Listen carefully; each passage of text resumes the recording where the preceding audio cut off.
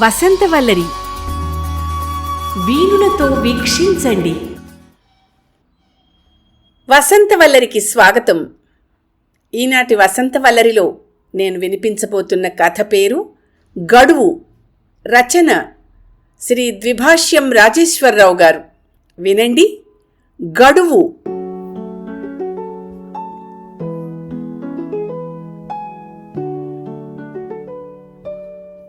నాకంతా అయోమయంగా ఉంది, భయంగా కూడా ఉంది. ఎలా ఉండేవాణ్ణి ఇలా అయిపోయానేమిటి? నాకు ఈ సంగతి 8 నెలల క్రితం తెలిసింది. అప్పుడు తేలిగ్గా కొట్టిపారేశాను. కానీ గడువు సమీపిస్తున్న కొద్దీ భయం నన్ను ఆక్రమించుకుంటోంది. ఇంకా 5 దినాలు మాత్రమే ఉంది గడువు. 6వ దినమే డిసెంబర్ 16.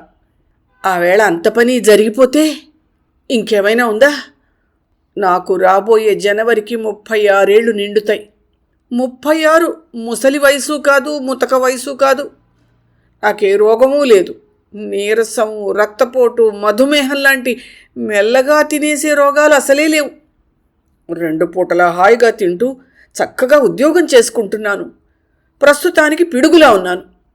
అయితే రాత్రికి పిడుగులా ఉండి ఉదయానికి హరీమన్నవాళ్ళు బోలెడంతమంది నాకు తెలుసు. కృష్ణమూర్తి పేపర్ చదువుతూ కుర్చీలో కునికేశాడు. చదువుకునే రోజుల్లో ఓ లెక్చరరు పాఠం చెప్తూ బోర్డు వైపుకు తిరిగి అలాగే కుప్పకూలిపోయి ప్రాణాలు విడిచాడు. చావు ఏ రూపంలో వస్తుందో, ఎలా వస్తుందో ఎవరు చెప్పగలరు? నేను చనిపోతే అనురాధ గతి ఏం కాను? 2 పిల్లలు ఏమైపోతారు? ఈ భయంతోనే 50,000 రూపాయలకి జీవిత బీమా చేయించాను.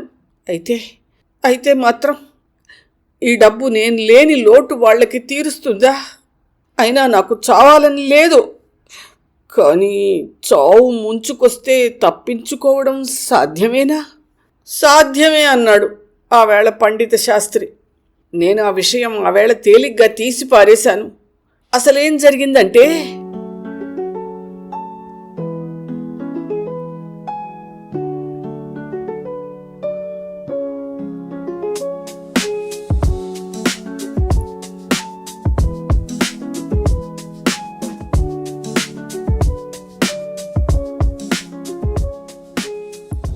8 నెలల క్రితం మా మేనమావ గారి అబ్బాయి వివాహానికి చింతలూరు వెళ్ళాను. పెళ్లి మర్నాడు మధ్యాహ్నం భోజనాలు ముగించి అరుగు మీద పేకాడుకుంటున్నాం. నువ్వు వెంకట్రాయుడు కొడుకువి కదూ అన్న గొంతు విని పక్కకు చూశా. గుండ్రని ముఖం, నుదుట అరచేతి వెడల్పున విభూతి రేఖలు, కనుపాపల వెనుక వింత తేజస్సు. నన్ను చూసి చిరునవ్వు నవ్వాడు. నా పేరు పరమేశ్వర శాస్త్రి, అందరూ పండిత శాస్త్రి అని పిలుస్తారు. మీ నాన్న నేను దూరపు బంధువులం, కలిసే చదువుకున్నాం. మహానుభావుడు చచ్చి ఏ లోకానున్నాడో, మా గొప్పగా బతికాడు సుమా అన్నాడు. ఏం బదులు చెప్పాలో తెలియక లేచి నిలబడి ఆయనకి నమస్కరించాను. ఈ పేకాట ఎప్పుడు ఉండేదే, పద అలా 2 అడుగులు వేసొద్దాం, నీతో మాట్లాడాలి రా అన్నాడు. కాదనలేకపోయాను.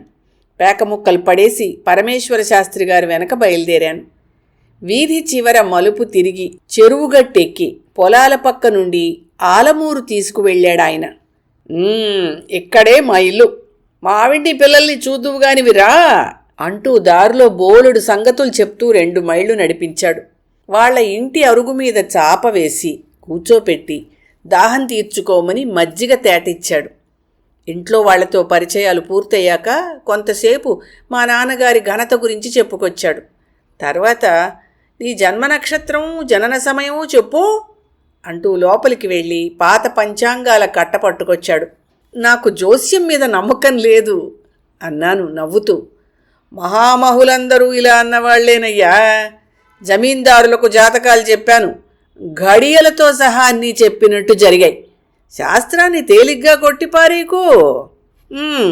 చెప్పు, నక్షత్రం చెప్పు అంటూ వేధించుకు తిని నక్షత్రము పుట్టిన సమయము చెప్పించుకుని అరగంటలో చక్రం వేశాడు. ఈలోగా వాళ్ళ అమ్మాయి ఇచ్చిన పనస తొనలు తింటూ పేపర్ చూస్తూ కాలం గడిపాను. ఆయన మరో పావుగంట సేపు ఏవేవో కూడికలు కట్టి ఆఖరున ముక్కున వేలేసుకున్నాడు. ఇంకో 8 నెలల్లో నీకు మారకం ఉంది అన్నాడు బరువుగా ఊపిరి పీలుస్తూ. అంటే ఉద్యోగం మారిపోతానా అన్నాను.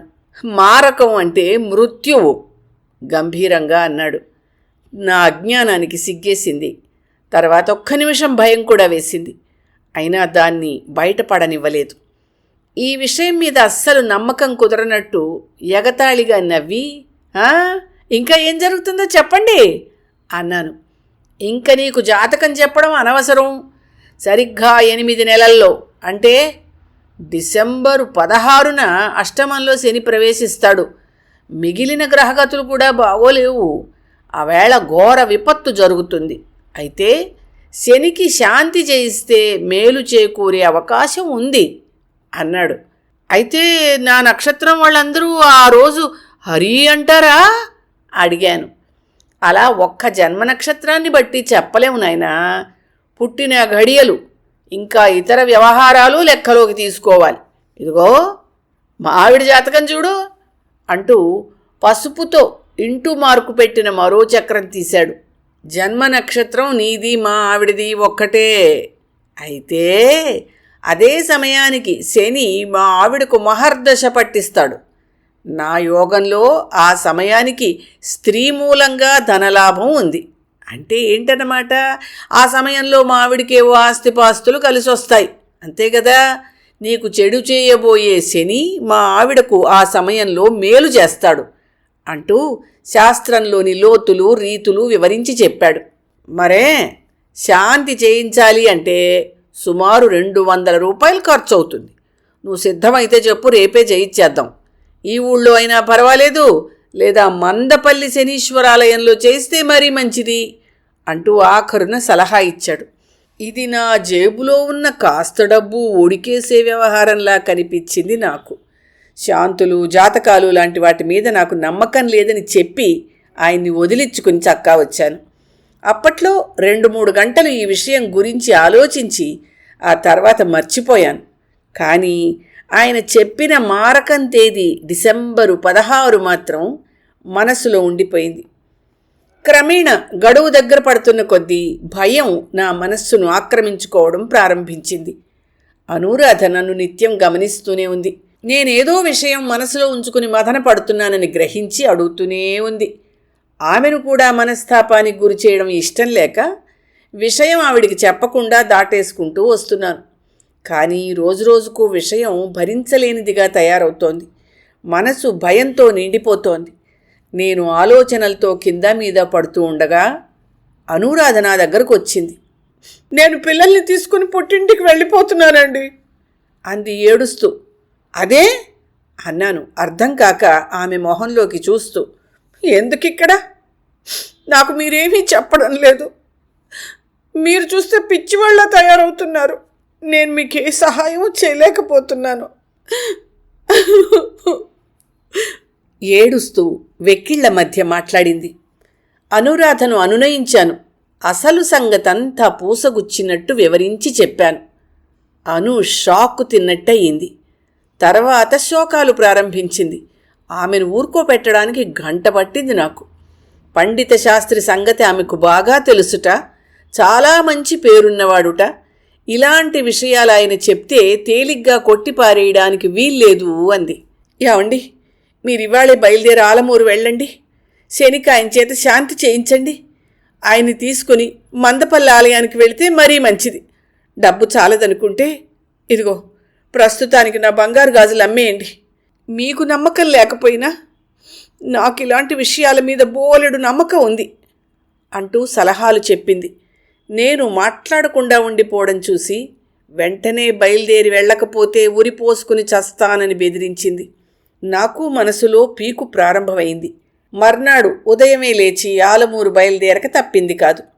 బస్సు దిగేసరికి 11 గంటలైంది. ఈ దినమే ఆయన నొప్పించి శాంతి జరిపించే ప్రయత్నాలు చెయ్యాలి. మలుపు తిరిగి పండిత శాస్త్రి ఇల్లు సమీపించి రోడ్డు మీదే ఆగిపోయాను. ఇంటి ముందు ఈ తతంగమంతా ఏమిటి? చీరుతున్న తడపలు, రాజేస్తున్న కుండలోని నిప్పు, ఎందుకో అర్థమవుతున్నాయి. నోట మాట రాక ఎంతసేపు నిలబడిపోయానో నాకే తెలీదు. పండిత శాస్త్రి గారి భార్య ప్రేతానికి స్నానం చేయించి నుదుట కుంకుమ అద్ది పాడె మీదకు తీసుకొచ్చారు.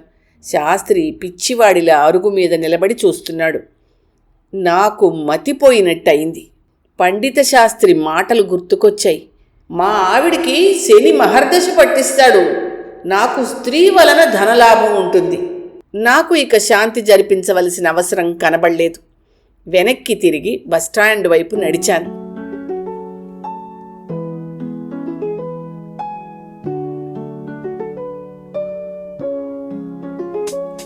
వసంతవల్లరిలో సుప్రసిద్ధ సీనియర్ కథా రచయిత శ్రీ ద్విభాష్యం రాజేశ్వరరావు గారు రచించిన కథ గడువు విన్నారు. ఈ కథ 1978 మార్చి నీలిమ పత్రికలో ప్రచురితమైంది. వసంతవల్లరిలో ఇవాల్టి కార్యక్రమం మీకు నచ్చిందని ఆశిస్తున్నాను. అందుకే లైక్ చేసి మీ మిత్రులకు బంధువులకు లింక్ను షేర్ చేసి మీ అమూల్యమైన అభిప్రాయాన్ని నాకు కామెంట్ బాక్స్లో తెలియచేయమని, వసంతవల్లరికి సబ్స్క్రైబ్ చేయమని విన్నవించుకుంటూ మీ వసంతలక్ష్మి అయ్యగారికి సెలవు. మరి థ్యాంక్ యూ. వసంతవల్లరి మిత్రులు, శ్రేయోభిలాషులు, వీక్షకులు, శ్రోతలు అందరికీ ఒక విజ్ఞప్తి. గతంలో లాగానే ఎప్పటికప్పుడు నా కథలను విని స్పందన తెలియచేయమని కోరుతూ, నేను చదివిన కథ మీకు బాగా నచ్చినట్టయితే తప్పకుండా హైప్ ఆప్షన్ నొక్కి నన్ను ప్రోత్సహిస్తారు కదూ.